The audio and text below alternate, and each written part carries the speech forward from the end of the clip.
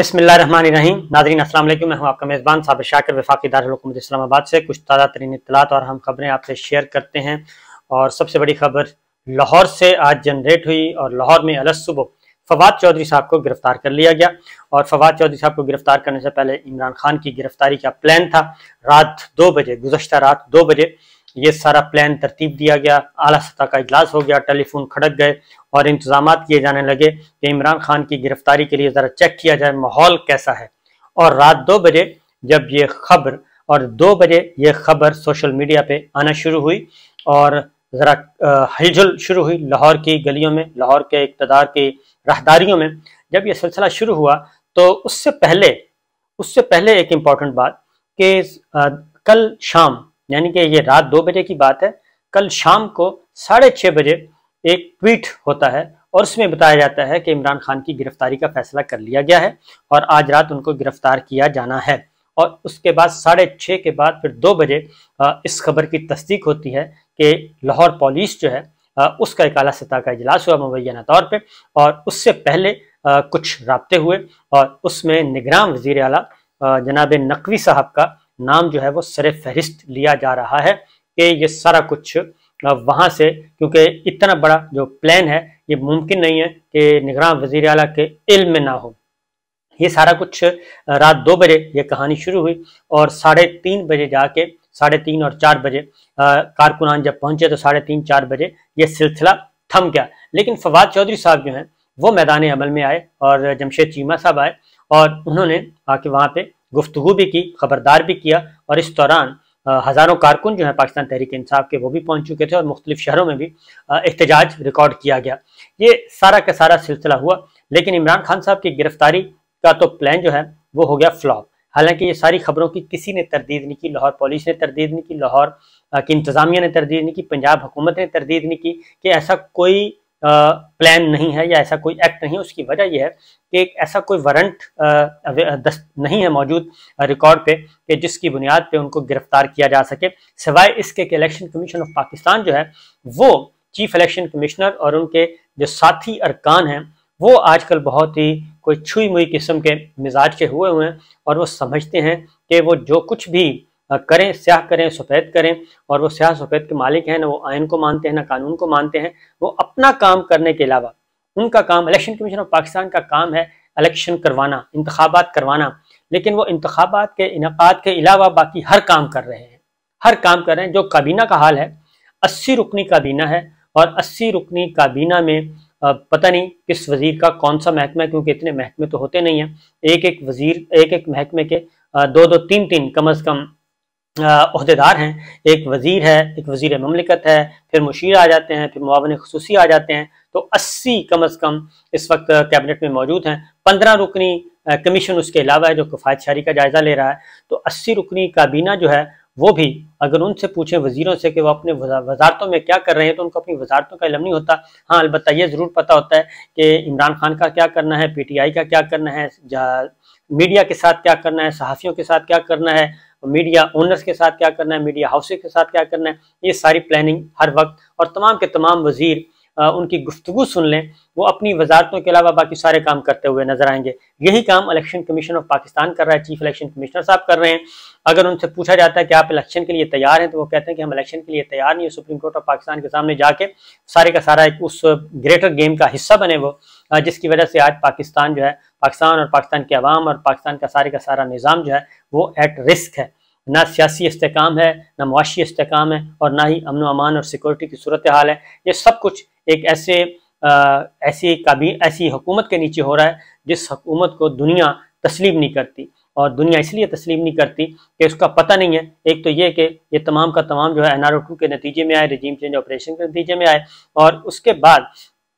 जो मईशत की सूरत हाल, मईशत की हालत कर दी है वो हम सब के सामने है। तो ये रात गए सिलसिला शुरू हुआ और वो तो गिरफ्तार नहीं हो सके इमरान खान साहब। और फवाद चौधरी साहब ने भी इलेक्शन कमीशन ऑफ पाकिस्तान को बताया कि जनाब आप ये काम क्या कर रहे हैं, चीफ इलेक्शन कमिश्नर को और उनको अरकान को मुखातिब हुए। लेकिन उसका नतीजा ये हुआ कि रातों रात एक FIR दर्ज हुई।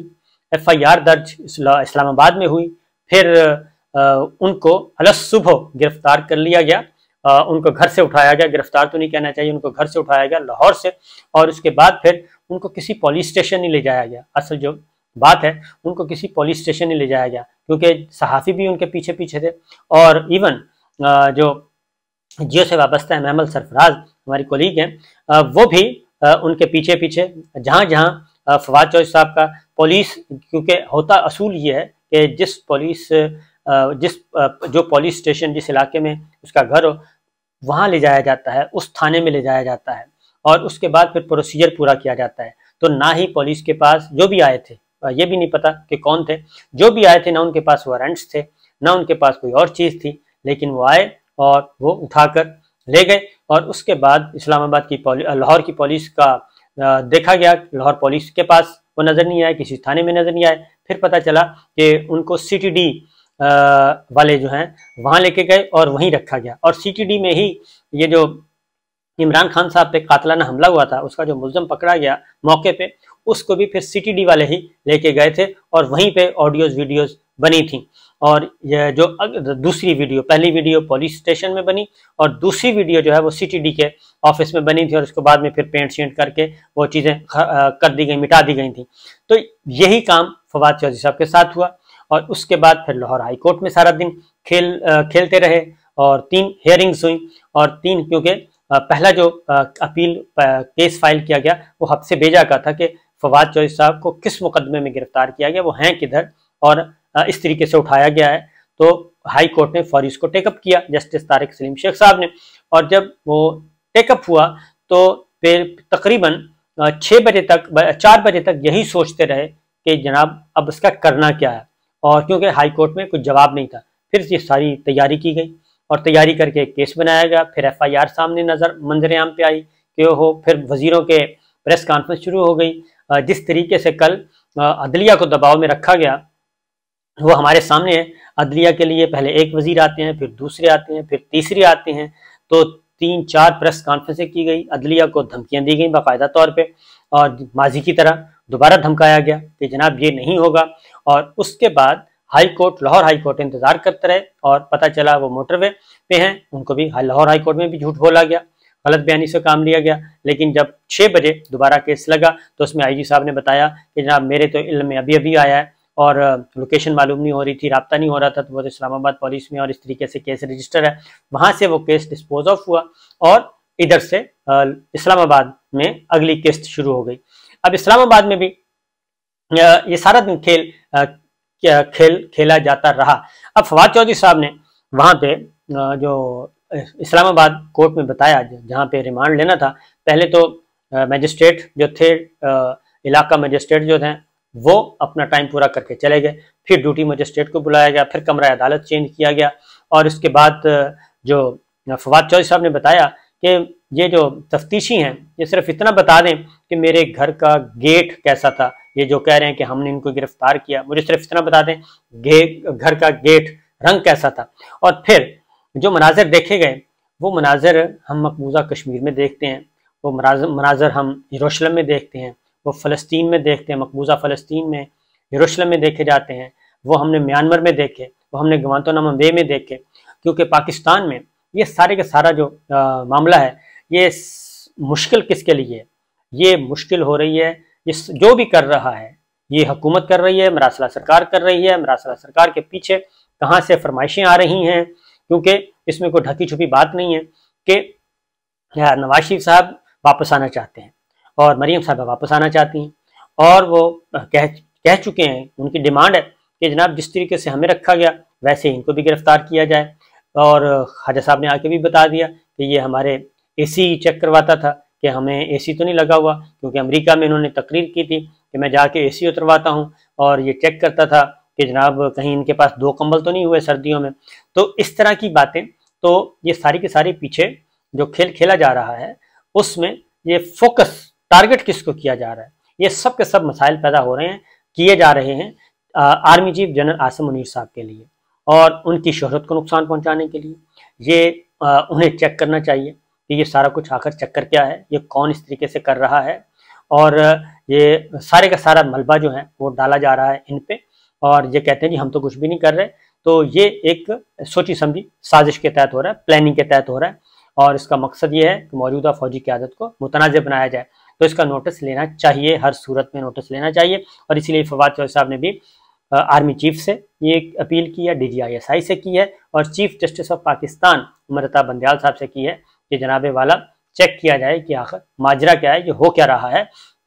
उसकी रीज़न ये है कि आम इंतखाबात से राह फरार का तरीका इख्तियार किया जा रहा है, तलाश किया जा रहा है कि ऐसे हालात पैदा कर दिए जाएँ, ऐसी बदअमनी पैदा की जाए, ऐसी अमन व अमान की सूरत हाल बना दी जाए, पैदा की जाए कि पंजाब और खैबर पख्तूनख्वा में इलेक्शन ना हो सके। ख़ास तौर पे पंजाब इस वक्त फोकस है, अगर पंजाब में नहीं होगा तो हम कहेंगे चले भाई एक सूबे में क्या करवा के करना है। इसलिए ये सारी का सारा एक सीन क्रिएट किया जा रहा है दानिस्ता तौर पर कि ये मामला उस तरफ जाया जाए, हालात ख़राब किए जाएँ, अमन व अमान की सूरत हाल पैदा की जाए और कहा जाए कि जी इलेक्शन की तो सूरत हाल ही नहीं है। तो फवाद चौधरी साहब को भी इसीलिए ये सारा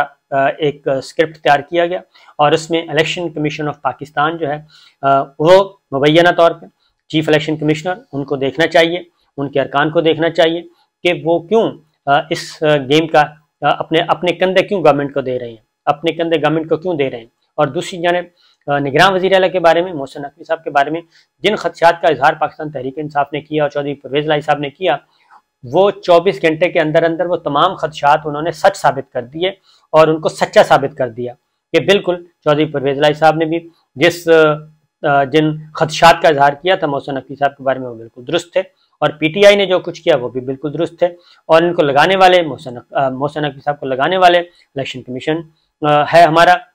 और इलेक्शन कमीशन को नाम भेजने वाली गवर्नर साहब हैं। तो वहाँ पे 3 ब्यूरोक्रेट भी थे, उन 3 ब्यूरोक्रेट को छोड़कर एक सहाफ़ी को, और वो सहाफ़ी जिनकी वाबस्तगी है आसिफ अली जरदारी साहब के साथ और चौधरी शुजात साहब के साथ रिश्तेदारी है, चौधरी परवेज़ इलाही साहब के साथ रिश्तेदारी है, ऐसे निगरान वज़ीर आला को पहले दिन ही पहले तो सिर्फ मुतनाज़ बनाया गया था, अब उन्होंने अमलन साबित कर दिया कि वाक़तन मैं मुतनाज़ ही हूँ और मैं गैर जानिबदार नहीं हो सकता। तो ये खेल सारे का सारा इसलिए पैदा किया जा रहा है कि इलेक्शन से किसी भी तरीके से राह फरार इख्तियार की जाए और पाकिस्तान के अवाम, पाकिस्तान के तहरीक इंसाफ और जो लाइक माइंडेड है मिलिट्री इस्टेब्लिशमेंट के, मिलिट्री लीडरशिप के, उनके दरमियान दरारें डाली जाएँ। इजाज़त दीजिए, अल्लाह हाफ़िज़।